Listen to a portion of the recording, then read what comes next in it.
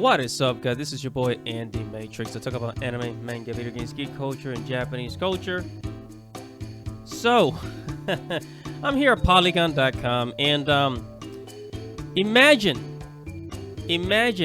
you pay a game, you buy a game for $50, $60, you know, the usual price, and then when you buy the game, you find out that you gotta pay more money to enjoy the game. That's basically what Square Enix is doing with the recent Chocobo GP racing game.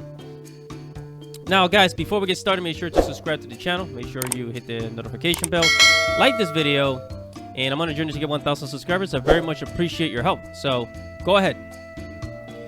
Now, here at Polygon.com, it says Final Fantasy Kart Racer Chocobo GP costs $50. Monetizes like a mobile game. In other words, it's basically a gacha game. So think about Fortnite. Think about Fortnite and the microtransactions in Fortnite, or like any other like game that's free, like a free game with microtransactions. That's what this is basically, you know. But you know, at least with Fortnite, you can understand why they do that, because games like Fortnite are free, and there's other free games like free to play, right? Free to play. And then as you're playing the game, you know, you start buying little things to add to your character, whether it's new clothes, a dance move, new weapons, whatever, right? Because the game is already free. But you're telling me that you're gonna pay like $50, $60 for a game, a racing game at that, and then you gotta pay more money to enjoy it? I mean, here at Kotaku, it says players rage as $50 Chocobo Racing game tries to nickel and dime them. I mean, this is crazy. You know, this is Square Enix decision, and I guess one of the reasons they've been doing this, or they decided to do this and sneak it, like it's like they're sneaking it under the rug, right?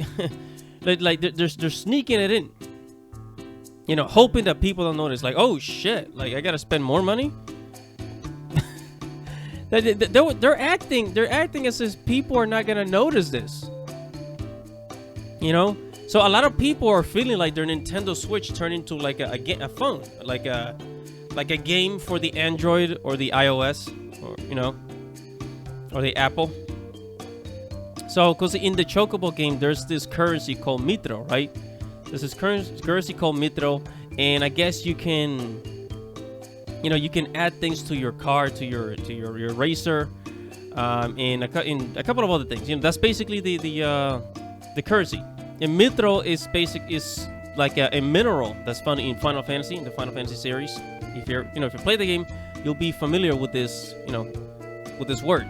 But they're using it as currency in this game, right? And people are mad. People are freaking pissed off, right? So Square Enix is like, oh shit, I guess you know, like they got really cocky with Final Fantasy 14. They got really cocky with Final Fantasy 14, you know, with its popularity. People migrating from World of Warcraft over to Final Fantasy. You know, they're like, shit, maybe we should try monetizing other games. And you see this because they tried monetizing some recent games like Final Fantasy 7 First Soldier, you know, the MMO Final Fantasy 7 shooting game. And then now it looks like they're also going to monetize their upcoming game, Final Fantasy 7 Ever Crisis. It looks like it's going to be a gacha game, like a pocket gacha game. And I guess they do this, but like people feel cheated.